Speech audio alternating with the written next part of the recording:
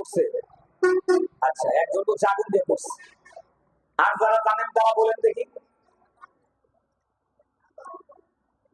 কি করছে তাদের লাশ? হ্যাঁ, এগুলি প্রশ্নের উত্তর আমাদের জানা দরকার। আবু জেহেলেরা কি ধর্ম পালন করতো? ওদের ধর্মের নাম কি ছিল? তখন দুনিয়াতে ইহুদি ছিল, খ্রিস্টান ছিল, শিখ ছিল, জৈন ছিল, হিন্দুও ছিল। হিন্দু ধর্ম নামটা পরে আসছে, এটা ছিল বেদান্তবাদী। ওদের কিতাবের নাম হলো বেদ। বেদকে যারা অনুসরণ করে তাদেরকে বলা হয় বেদান্তবাদী। পরবর্তীতে সিন্ধু নদীর অববাহিকায় তাদের অবস্থান, এই জন্য নামটা পরিবর্তন হয়ে হিন্দু হয়েছে। হিন্দু আসলে কোনো ধর্মের নাম না, সিন্ধু নদীর পাশে যারা থাকে তারাই হিন্দু। তো এক সময় তারা এটাকে ধর্মের নাম হিসেবে দেয়।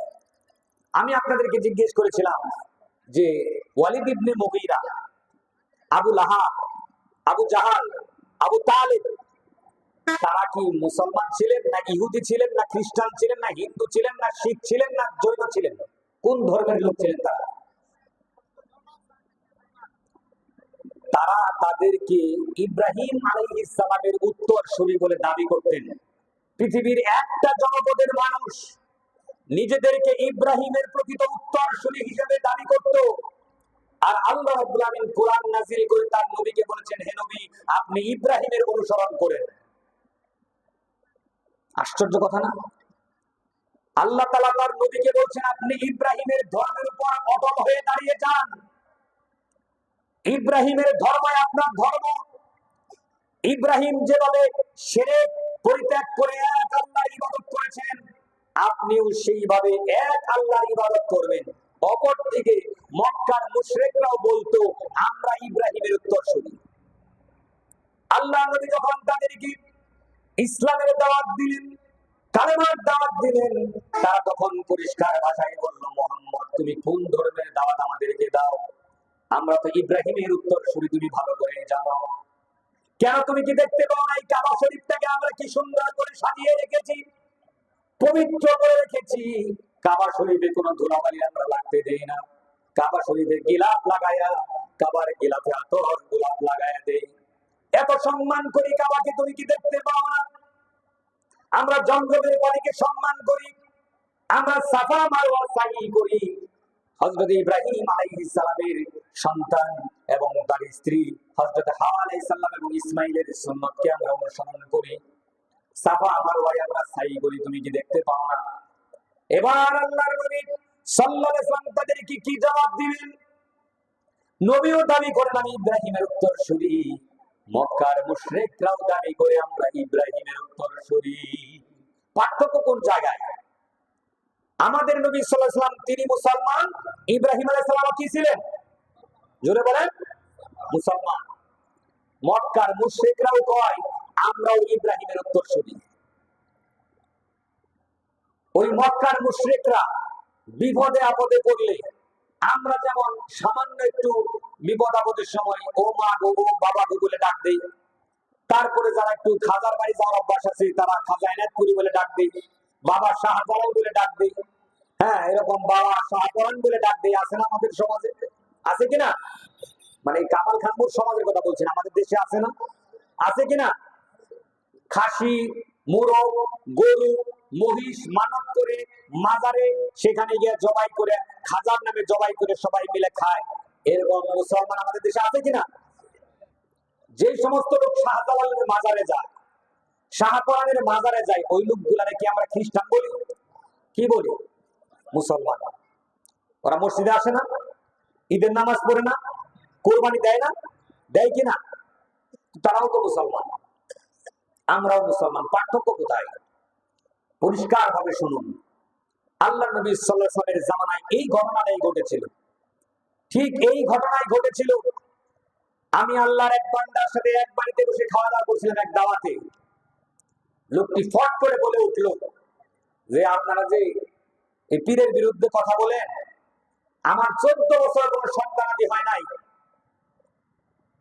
আক্রোশীর বাবা আমার সন্তান দিচ্ছে। নিজে বলছে, আমি আল্লাহর কোরআন সামনে নিয়ে বলছি, আমি একসাথে বসে খাওয়া দাওয়া করতেছি, আমি ভয় পেয়ে গেলাম, বললাম আপনি একজন মুসলমান, আপনি এত বড় শিরকি কথা বলতে পারেন না, আপনার ঈমান থাকবে না, আপনি মুশরিক, আপনার জানাজা পড়া জায়েজ হবে না। আপনাদেরকে জিজ্ঞেস করি, কোন ব্যক্তি যদি বলে যে আমার সন্তানটা খাজা বাবা দিয়েছে, তার কি ঈমান থাকবে? এই সমস্ত লোকদের জানাজা পড়া কি জায়েজ হবে? হ্যাঁ, ওরাই করে। এই যে আপনাদের লাইনটা ধরছেন সহজে, ওই কথাটাই আমি বলতে চাচ্ছি। মক্কার কাফের সর্দার বলে আমরা যাদেরকে চিনি, ওই সমস্ত মানুষগুলি মসজিদে যাইতো, তাও আপনাদের কামাল খান মোড়ের মসজিদ না, নারায়ণপুর মুসল্লি বাড়ির মসজিদ না, কামাল খান মাদ্রাসার মসজিদ না, মক্কার বড় বড় কাফেররা ইবাদত করতো আল্লাহর কাবা ঘরের মধ্যে। ওদেরকে যদি জিজ্ঞেস করা হতো এই কাবা শরীফের মালিককে, ওরা বলতো আল্লাহ এই কাবা ঘরের মালিক। কেন আপনারা জানেন না, আব্রাহা যেদিন কাবা ঘর ভাঙতে এসেছিল, তখন তো আর মুসলমান ছিল না, কেউ মুসলমান ছিল? নবী সাল্লাল্লাহু আলাইহি ওয়াসাল্লাম তখন ইসলাম প্রচার শুরুই করেন নাই। তখন আল্লাহ নবীর দাদা আব্দুল মুত্তালিব সবাইকে বললেন, তোমরা যার যার জিনিসপত্র নিয়ে তোমরা পাহাড়ের গুহায় আশ্রয় নাও। আর আব্রাহা তাদের মালামালগুলি লুট করে নিয়ে গেল, উট ভেড়াগুলি নিয়ে গেল। অবশেষে আল্লাহ রাসূল সাল্লাল্লাহু আলাইহি ওয়াসাল্লামের দাদা আব্দুল মুত্তালিব, তিনি ছিলেন কাবা ঘরের মুতাওয়াল্লি, সভাপতি, যেটাকে আমরা বর্তমানে কি বলি, সভাপতি। সভাপতি সাহেবকে ডাকলো আব্রাহা,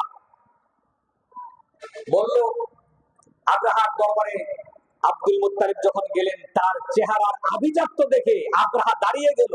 আরে এত সুন্দর মানুষ, এত অভিজাত মানুষ, চেহারার কি লাবণ্য!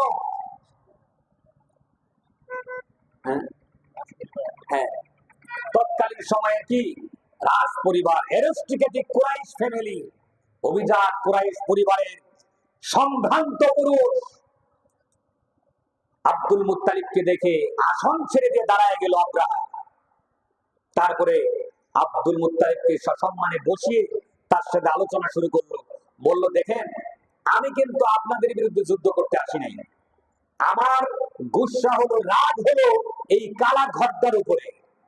এই ঘরটা ভেঙে আমি চলে যাব, আপনারা যদি বাধা না দেন, আপনাদের সাথে কোনো যুদ্ধ বিগ্রহ নাই। আব্দুল মুত্তালিব বললেন যে না, আমরা আপনাকে কোনো বাধা দিব না, আমাদের উট ভেড়া যেগুলো নিয়ে আসছেন এগুলো দিয়ে দেন, আমি চলে যাব। আব্রাহা আশ্চর্য হয়ে গেল। আশ্চর্য হয়ে জিজ্ঞেস করলো, আব্দুল মুত্তালিব, আপনি না কাবা ঘরের মুতাওয়াল্লি, আপনি না কাবা ঘরের সভাপতি? বলছে হ্যাঁ। আপনি কাবা ঘরকে রক্ষা করবেন না? এটাই তো আপনাদের আভিজাত্যের প্রতীক। এই কাবার কারণে আপনাদের এত সম্মান, এত ইজ্জত। সারা দুনিয়ার মানুষ কাবা ঘরকে তাওয়াফ করতে আসে, সম্মান করতে আসে, তাহলে কেন কাবা ঘর রক্ষা করবেন না? তিনি বললেন, আপনার বিরাট বাহিনীর বিরুদ্ধে যুদ্ধ করার ক্ষমতাও আমাদের নাই, আর এই কাবা ঘরের মালিক যিনি, তিনিও ঘুমিয়ে যান নাই। এই কথা বলে তিনি উট ভেড়াগুলি নিয়ে চলে গেলেন। তিনি বলে গেলেন, এই কাবার মালিক যিনি, তিনি কাবাকে রক্ষা করবেন বলে। আল্লাহু আকবার। তাহলে কি মক্কার মুশরিকরা কাবার মালিককে চিনতো না? চিনতো কিনা? ওই যারা শাহজালালকে ডাকে, শাহজালাল